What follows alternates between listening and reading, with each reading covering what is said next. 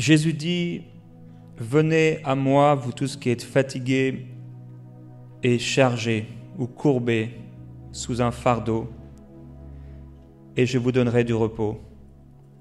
Prenez mon joug sur vous et recevez mes instructions, car je suis doux et humble de cœur, et vous trouverez du repos pour vos âmes.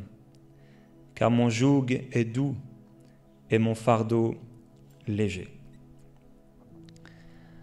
Voilà certainement l'une des plus belles paroles que le Seigneur Jésus-Christ ait apportées, en tout cas qui a été retranscrite dans les évangiles. Cette invitation à aller à lui et cette promesse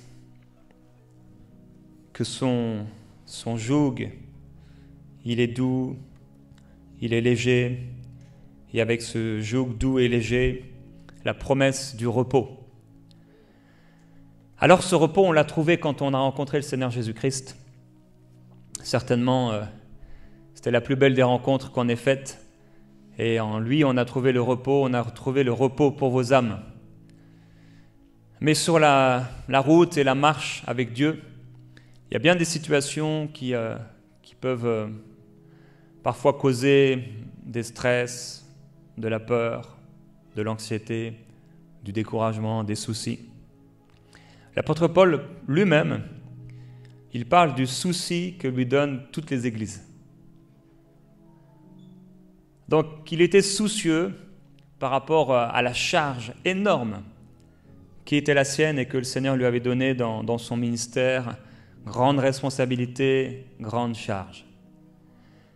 Et voilà l'apôtre Paul qui, sur le chemin de Damas, a rencontré le Seigneur Jésus-Christ, a trouvé enfin le repos que la religion ne lui avait pas donné. Il rencontre Jésus-Christ, il est transformé, son cœur est changé.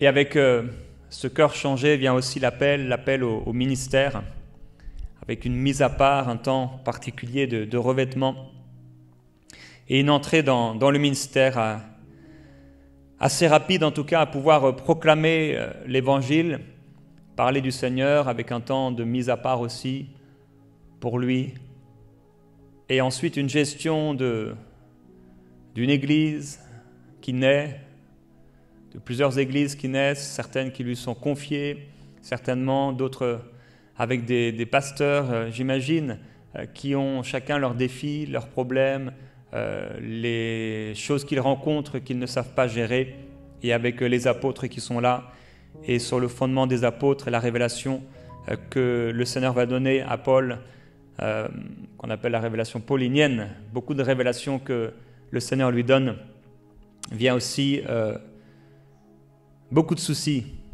beaucoup de fardeaux, beaucoup de gens à s'occuper, beaucoup de cas à traiter, beaucoup de gens, ils se retrouvent un peu comme Moïse, devant cette foule immense et qui dit « Mais Seigneur, je ne peux pas à moi seul porter ce peuple. Il est beaucoup trop nombreux pour moi. » Et partout dans la parole de Dieu, on retrouve des hommes qui sont occupés. Occupés pour ne pas dire préoccupés. Et marcher avec Jésus ne veut pas dire qu'on ne sera jamais préoccupé et qu'on ne sera jamais occupé et qu'on n'aura jamais des soucis. Ça veut dire qu'on sera soucieux par rapport à des situations, par rapport à des vies. Et certainement, quand on a à cœur une âme, eh bien, on est soucieux par rapport à cette âme, tout comme des parents vont être soucieux pour leurs enfants. Et c'est normal. Maintenant, on a cette promesse du Seigneur Jésus-Christ qu'on peut aller à lui avec nos soucis, avec nos fardeaux, et qu'il nous promet du repos. Ce soir, je crois que le Seigneur veut amener un repos bienfaisant dans nos âmes. Parce qu'en venant au Seigneur Jésus-Christ, on n'a pas été séparés de notre âme.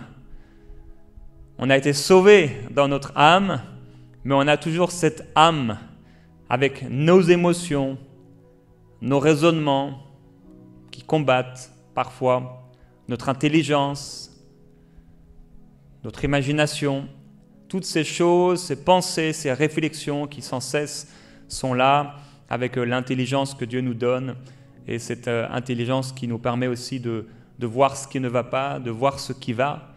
Et cette intelligence qui est programmée et qu'il faut reprogrammer par la parole de Dieu, le renouvellement de l'intelligence. Le renouvellement de l'intelligence va nous amener à soumettre cette intelligence à la façon de penser de Dieu, à l'intelligence de Dieu, puisque les voies de Dieu sont au-dessus des voies des hommes. Et donc il faut que notre intelligence puisse accepter les voies de Dieu, s'y soumettre, recevoir la parole de Dieu, comment Dieu pense concernant les situations et les choses autour de nous, concernant les relations et les gens, concernant les besoins de la vie, besoin de nourriture, besoin d'argent, etc. Et devant toutes ces choses et devant les soucis qui sont les nôtres, soucis différents, mais aussi des soucis qu'on a en commun, les uns et les autres, cet appel du Seigneur Jésus-Christ de venir à lui. Et la bonne nouvelle, c'est que cet appel n'est pas seulement pour celui que nous étions avant de le connaître et qui nous a amenés à lui, mais cet appel et cette voix résonnent encore pour nous, pour son Église, de venir à lui. Parce qu'il est le bon berger. Il est le bon berger. Et on parle souvent de la puissance de Dieu, et on parle souvent des miracles de Dieu, et on a besoin de voir la puissance de Dieu se manifester, on a besoin de voir les miracles de Dieu se manifester. On parle de croissance, on parle de multiplication, on parle de toutes ces choses, on parle du ministère, on parle de l'onction, on parle de l'esprit. Jésus nous appelle à venir à lui et à trouver en lui du repos et à pouvoir se décharger sur lui. On a cet appel de pouvoir se décharger sur lui de tous nos soucis. C'est ce que l'apôtre dira, déchargez-vous sur lui de tous vos soucis car il prend soin de vous. Cette voix de Jésus qui résonne ce soir pour nous rappeler de venir à lui et de continuer de venir à lui. Et de ne pas se dire, bien moi je suis déjà en Jésus. On a encore besoin de venir à lui.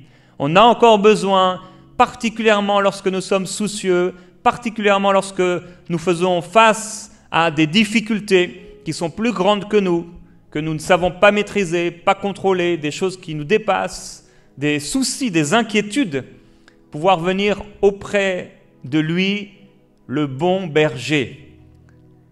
Jésus dit, ne crains pas, petit troupeau, car mon Père a trouvé bon de te donner le royaume.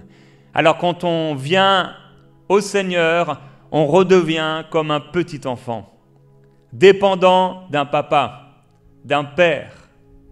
On devient comme une brebis dépendante du berger. Nous sommes le troupeau de Dieu. Nous sommes les brebis du Seigneur. Tu peux dire à ton voisin, tu es la brebis du Seigneur.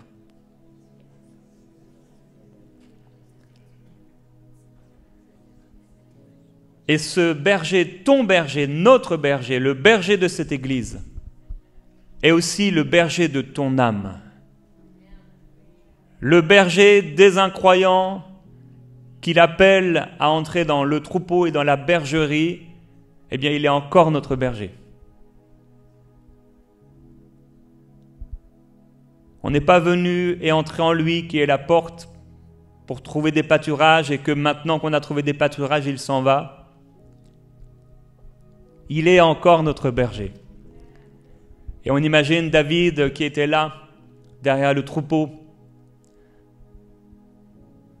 Et on peut le voir avec ce troupeau.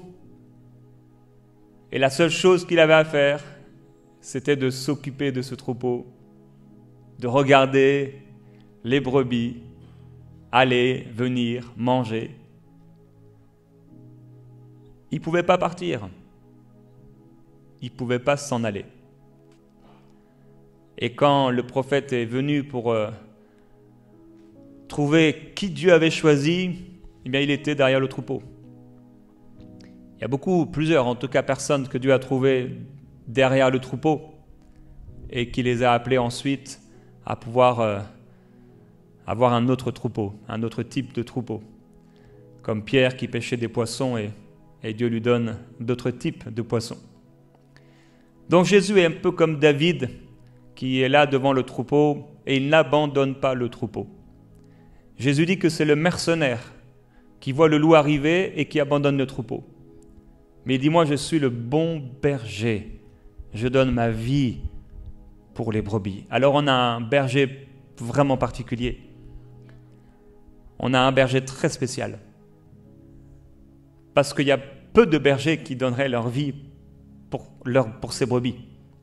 Il y a peut-être des bergers qui seraient prêts à arracher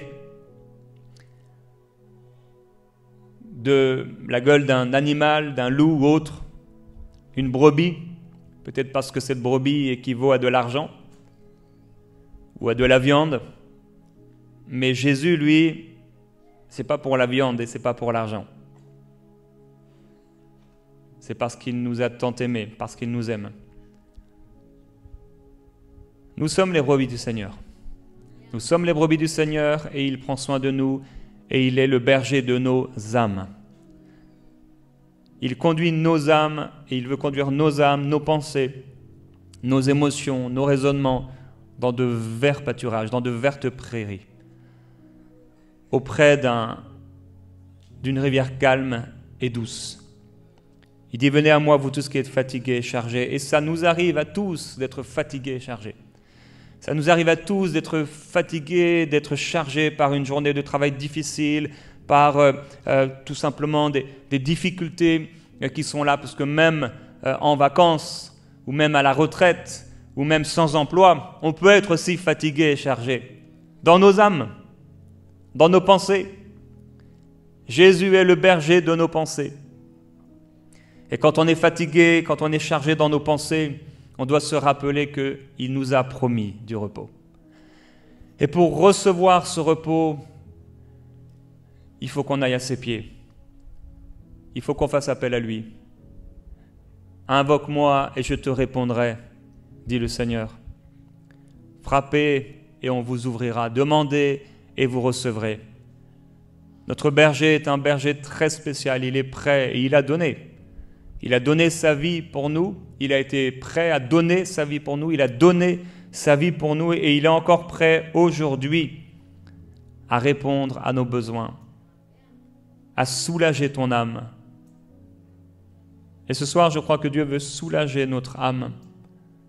Dieu veut amener une paix, que ce soit paisible dans ton âme. Que toute anxiété, que toute peur, que tout poids, tout fardeau lourd à porter, que ce soit de manière surnaturelle, ça puisse s'envoler. Est-ce qu'on a encore la foi pour croire que Dieu est capable de le faire? Pour croire que Dieu est capable de nous donner dans notre âme du repos? Est-ce qu'il est vraiment le berger de notre âme ou seulement de notre éternité? Il doit devenir le berger, donc celui qui a le contrôle sur notre âme. On doit lui faire confiance et se décharger sur lui. On doit lui en parler. Il ne faut pas qu'on reste avec ça dans notre âme, il ne faut pas qu'on reste avec ses soucis, il ne faut pas qu'on reste avec ses fardeaux. C'est pourquoi l'apôtre Paul il dit « Je fléchis mes genoux devant le Père, de qui vient toute grâce. » Et constamment, Paul fléchissait les genoux. Où sont les croyants qui encore aujourd'hui fléchissent les genoux? La brebis, elle ne se lève pas les deux pattes en l'air. Il faut qu'on fléchisse les genoux encore. Alors si ton âme est anxieuse, si ton âme est chargée, fatiguée, Jésus dit « Je suis doux et je suis humble de cœur et tu trouveras du repos pour ton âme. » Il faut que Jésus devienne le Seigneur de notre âme, qu'il devienne le Seigneur et le berger de notre âme. Notre âme, c'est comme un lieu où Jésus doit être le berger. Il doit prendre soin de ses pensées, mais pour prendre soin de ses pensées, il faut se décharger. Prendre le temps de fléchir les genoux. Prendre le temps de venir à lui. Prendre le temps de lui en parler. Parfois, on peut passer de longues heures et de longues journées avec ses soucis sans lui en parler. On contrôle les choses, on fait les choses, on court. On court sans lui en parler. Mais il dit « Mon joug est doux et mon fardeau léger ». On peut aller ensemble dans le psaume au chapitre 23. Ce cantique de David qui dit « L'Éternel est mon berger, je ne manquerai de rien ». Quand on lit la parole, nos oreilles entendent la parole, notre âme entend la parole, elle doit l'accepter. Recevez avec douceur la parole qui peut sauver vos âmes. Le salut, c'est quelque chose qui vient en un instant à notre nouvelle naissance, mais c'est aussi quelque chose de progressif, puisque la manifestation totale de notre salut sera pleine dans l'éternité. Dès aujourd'hui, nous sommes sauvés, mais ce salut continue et continuera à se manifester. L'Éternel est mon berger, je ne manquerai de rien. Et de la même manière, lorsqu'on médite la parole, lorsqu'on lit la parole, il y a un renouvellement de l'intelligence de nos pensées qui se passe petit à petit, comme l'eau de la parole qui nous lave et qui peut sauver nos âmes. Et c'est quelque chose de progressif qui se passe en nous. Lorsqu'on médite sur cela, l'Éternel est mon berger, je ne manquerai de rien, il se passe toujours quelque chose dans nos pensées. On doit accepter, recevoir. Seigneur, tu es mon berger. Je ne manquerai de rien. Soit notre âme fait le choix de ne pas écouter, de ne pas recevoir, de laisser passer la parole au-dessus de nos têtes, ou soit elle saisit la parole. Tu es mon berger, je ne manquerai de rien. Il me fait reposer dans de verts pâturages, il me dirige près des eaux paisibles. Il restaure mon âme, il me conduit dans les sentiers de la justice à cause de son nom. Quand je marche dans la vallée de l'ombre de la mort, je ne crains aucun mal, car tu es avec moi. Ta houlette et ton bâton me rassurent. Tu dresses devant moi une table, et en face de mes adversaires, tu oinduiles ma tête, et ma coupe déborde. Oui, le bonheur et la grâce m'accompagneront tous les jours de ma vie, et j'habiterai dans la maison de l'Éternel jusqu'à la fin de mes jours. Est-ce qu'on peut prendre ensemble ce psaume 23? Est-ce que vous avez ce psaume devant vous? Si vous ne l'avez pas, prenez juste votre téléphone, trouvez le psaume 23.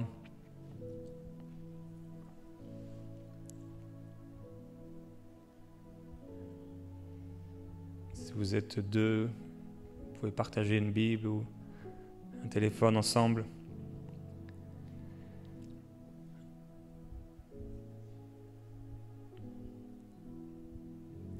Et ensemble, on va prier un moment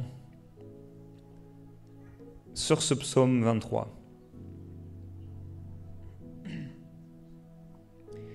On va s'approprier le psaume 23. Vous êtes d'accord avec ça? C'est un bon psaume? Comment prier un psaume? On prend un verset. L'Éternel est mon berger, je ne manquerai de rien. On peut s'arrêter et on s'approprie cela. Seigneur, tu es mon berger. Tu prends soin de moi. Je crois que je ne manquerai de rien. Merci parce que souvent, j'ai eu peur, mais je n'ai jamais manqué. Souvent, je me suis inquiété, mais tu as toujours pourvu. Je déclare que je ne manquerai de rien. Je déclare que tu es mon berger. Je déclare à mes circonstances que tu es mon berger. Je suis ta brebis. Ce n'est pas à moi de conduire ma vie, mais c'est toi qui conduis ma vie. Je n'ai pas le contrôle, je ne suis pas au volant, mais c'est toi. Tout comme la colonne de nuée et de feu conduisait ton peuple, tu me conduis, tu es mon berger. Est-ce qu'on peut faire ensemble cet exercice spirituel de pouvoir prendre le psaume chapitre 23 et de s'approprier et de prier le psaume 23 ensemble dans une attitude de réception et de foi? On va le faire de manière individuelle, mais dans un même cœur et comme un seul homme. Prie ce psaume maintenant.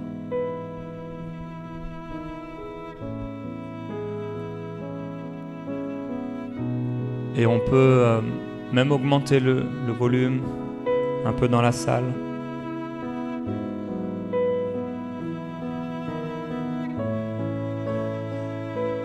Et si tu veux proclamer la parole, tu proclames la parole.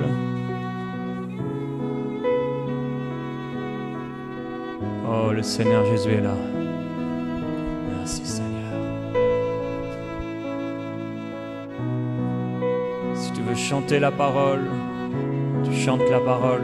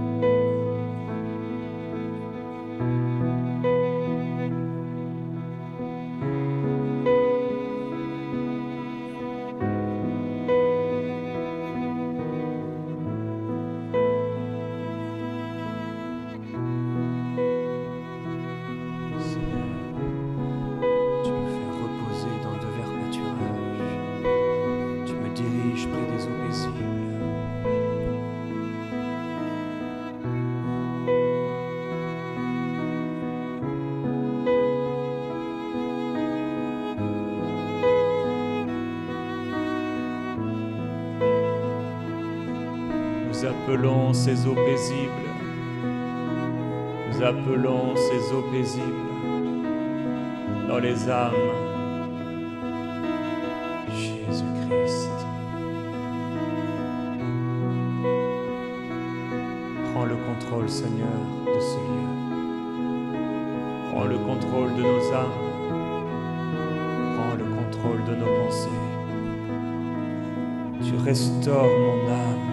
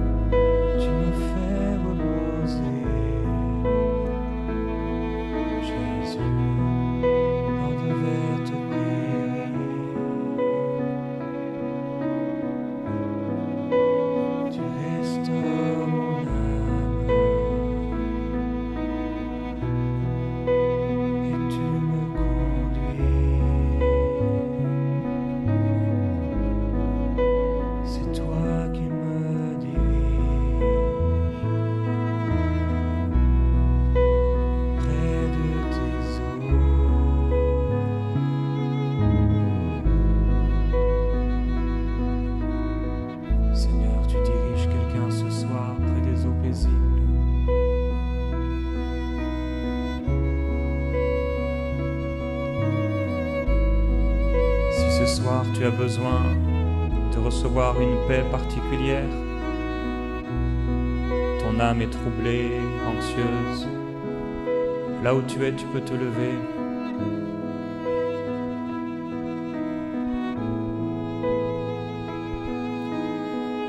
Seigneur Jésus-Christ, oui. Seigneur, merci.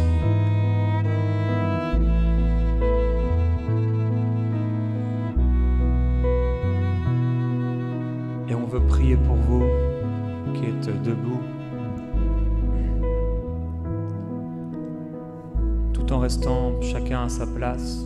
On peut étendre nos mains vers l'un ou vers l'autre, selon comment on est conduit. On prie ensemble ce soir. Que le Seigneur vous touche de façon spéciale. Alors que plusieurs continuent à prier sur le psaume 23, nous voulons déclarer le psaume 23 sur vous. Seigneur, tu es leur berger et ils ne manqueront de rien. Ils ne sont pas seuls, tu es avec eux. Tu les fais se reposer dans de verts pâturages. Nous déclarons ces verts pâturages pour leur âme. Nous déclarons que leurs pensées trouvent ces pâturages. Nous déclarons que leurs pensées sont comme dans un nuage de douceur, de paix, de félicité, de bonté. Ta bienveillance les couvre. Tu restaures leur âme. Tu les diriges près des eaux paisibles. Nous appelons les eaux paisibles pour leur âme. Et nous prions pour vous maintenant. Que le Seigneur Jésus vienne libérer votre âme, soulager votre âme, restaurer votre âme. Plusieurs ne se sont pas levés, mais votre âme a besoin de restauration. Depuis longtemps, tu es fatigué. Depuis longtemps, tu sens ce poids sur tes épaules, ce poids dans tes pensées, l'inquiétude qui se dresse à l'horizon, l'inquiétude qui veut surgir comme un lion et te dévorer. Mais le Seigneur est ton berger. Il te conduit dans les sentiers de la justice à cause de son nom. Seigneur, tu les conduis, tu les diriges dans les sentiers, non pas dans les sentiers du chaos, non pas chez le dévoreur. Tu les conduis loin du dévoreur. Tu les conduis loin des tracas, loin des soucis, loin des inquiétudes, alors qu'ils viennent à toi pour trouver du repos. Tu les conduis dans des sentiers nouveaux, dans des chemins qu'ils ne connaissaient pas, dans des chemins nouveaux pour leur âme, le chemin qu'ils ont connu à l'âge de 18 ans. Ce n'est plus le même chemin aujourd'hui. Il y a un nouveau chemin.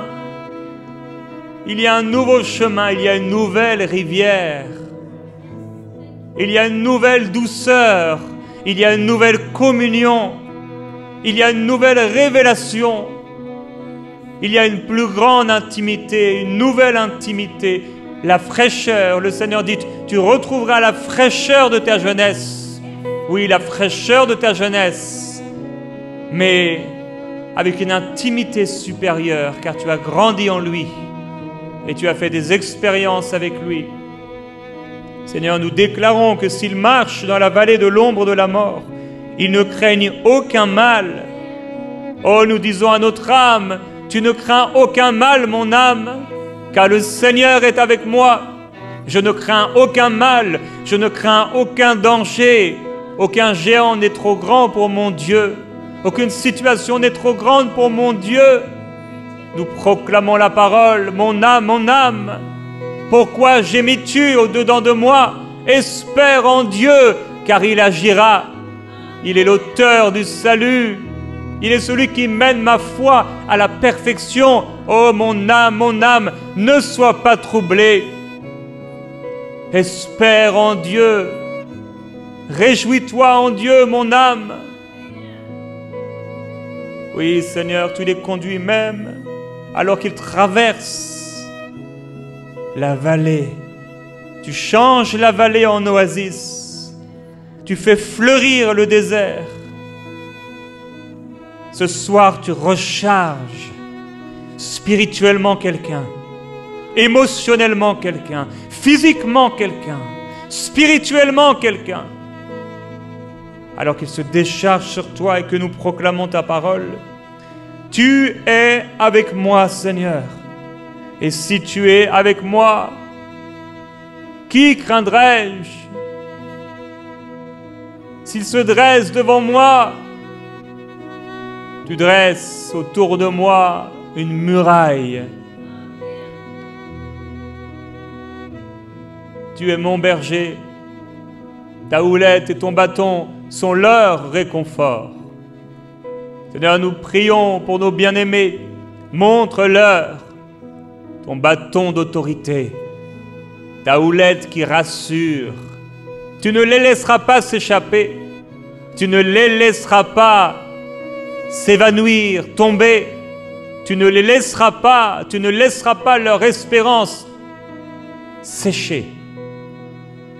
Tu les ramèneras avec ton bâton, avec ta houlette. Tu les conduiras encore, Seigneur. Même si pour un temps ils ont l'air d'avoir fléchi, c'est toi qui les relèves. C'est toi qui les ramènes avec ta houlette bienfaisante. C'est toi qui vas les chercher là où ils ont été coincés, piégés, là où ils sont tombés, là où ils se sont égarés dans leurs pensées, dans de vains raisonnements peut-être obscurs, dans des mensonges de l'ennemi. Ta houlette les ramène, ta houlette les rassure. Tu dresses devant eux une table.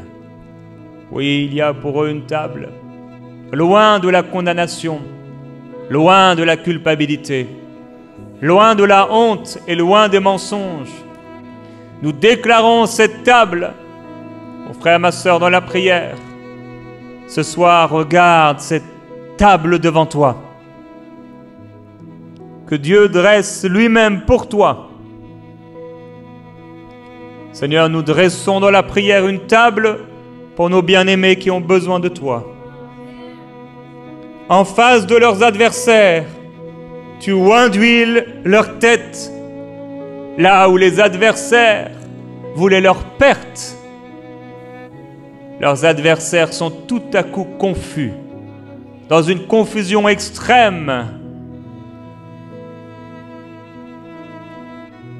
Tu rends confus nos ennemis, alors que devant eux tu dresses une table et tu oins d'huile notre tête. Nous ne manquerons pas d'huile. Nous ne manquerons pas d'huile. Mon âme, tu ne manqueras pas d'huile. Mon Sauveur ne manque pas d'huile. J'aurai encore de l'huile dans ma lampe. Mon frère, ma sœur, déclare-le avec moi. J'aurai encore de l'huile dans ma lampe, non par mes forces, non par ma piété, mais par la grâce et la bonté de mon berger. Il dresse devant moi une table et il oint d'huile ma tête. C'est ma tête qu'il oint d'huile, mon âme qu'il oint d'huile. Mes pensées sont huilées pour des pensées pures, pour des pensées saines, pour des pensées justes, pour des pensées rapides. Quelqu'un ce soir reçoit des pensées rapides, alors qu'il était lent à penser, alors que tu étais lent à te souvenir, à réfléchir. Le Seigneur te donne des pensées rapides à cause de l'huile de l'Esprit. Oh mon âme, tu as de l'huile par la grâce de Dieu. Oh, nous ne manquerons pas d'huile, nous aurons de l'huile dans nos lampes jusqu'à la fin. Cette table vient briser l'intimidation. Cette table vient briser les mensonges. Cette table vient briser la condamnation et la culpabilité. Le diable nous dit que nous n'en faisons jamais assez. Mais le Seigneur nous a trouvés agréables en Jésus. Nous refusons la condamnation. Nous rejetons la culpabilité. Le Seigneur Jésus nous a aimés. Le Père nous a aimés. Il nous a justifiés. Il nous a purifiés. Mon âme, tu es juste.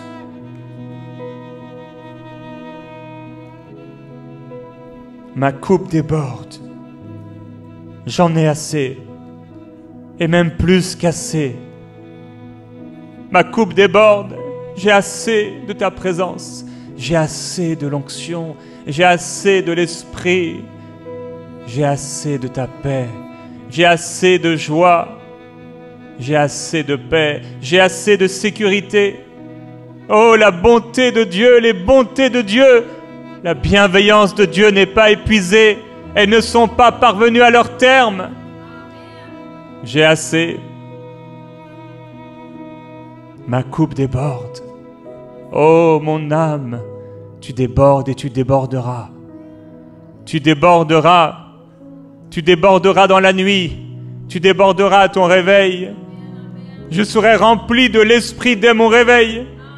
Encore, il me remplira comme il l'a fait dans le passé. Je serai rempli de l'Esprit dès le réveil. Je me rassasierai de son image. Je verrai son visage. Oh, la nuit, il me visitera. Mon âme, écoute-moi bien. Dans la nuit, le Seigneur, mon Dieu, me visite. Et mon ennemi, écoute-moi bien. Jésus-Christ a été condamné. Jésus-Christ a été maudit pour que je sois béni. Toute la malédiction qui reposait sur ma vie et qui était rattachée à ma perdition, à mon péché, j'en ai été libéré. C'est pourquoi la nuit, je suis visité par le Saint-Esprit. Je reçois des rêves et des pensées fructueuses. Seigneur, c'est ma prière pour mes bien-aimés. Des pensées fructueuses au milieu de la nuit. L'onction qui coule et qui déborde à leur réveil. Des forces renouvelées. Le rafraîchissement en plein midi et au milieu du jour. Et encore le soir, une pluie bienfaisante. Ta présence qui raccompagne à la maison. Ta présence qui nous accueille à la maison. Il y a une douceur en toi, Jésus-Christ. On veut y aller. On veut entrer, fermer la porte. Et là, dans le secret, tu vois et tu réponds. Là, dans le secret, quand on fait appel à toi. Seigneur Jésus, tu nous invites ce soir à venir à toi. Le bonheur et la grâce m'accompagneront. Déclarons ensemble. Le bonheur et la grâce m'accompagneront tous les jours de ma vie. Je le saisis. Je m'en saisis. Quelle que soit ma personnalité, quelles que soient les difficultés, quels que soient les soucis, quelles que soient les inquiétudes, je crois que la parole est vraie. Je me saisis de la promesse de mon Père. Le bonheur et la grâce m'accompagneront tous les jours. Le bonheur et la grâce, je vais les rencontrer. Et non seulement les rencontrer, mais vivre avec. Elles vont m'accompagner demain. Elles m'accompagneront encore vendredi, samedi, dimanche. Le bonheur et la grâce, la joie me rencontrent. Je déclare que ma maison est remplie de bonheur. Mon cœur est rempli de bonheur. Mon âme est remplie de bonheur. Mes émotions sont remplies de bonheur. Mes raisonnements sont remplis de bonheur et de joie. Mon imagination est remplie de bonheur et d'espérance. Oui, le bonheur et la grâce m'accompagneront. La grâce de Dieu est mon partage. La bonne main de Dieu est mon partage. La grâce de Dieu est avec moi. J'ai la faveur de Dieu. Je suis entouré de la faveur de mon Dieu. La grâce m'accompagne tous les jours de ma vie. Alléluia. J'habiterai dans la maison de l'Éternel jusqu'à la fin de mes jours. Oh mon âme, tu es plantée dans la maison de Dieu. Là, je suis en sécurité, dans la maison de Dieu, dans son Église, dans cette famille qu'il m'a donnée. J'habiterai comme un arbre planté près des courants d'eau. Je porterai du fruit. Seigneur, merci. Merci. Nous t'adorons, Seigneur. Merci.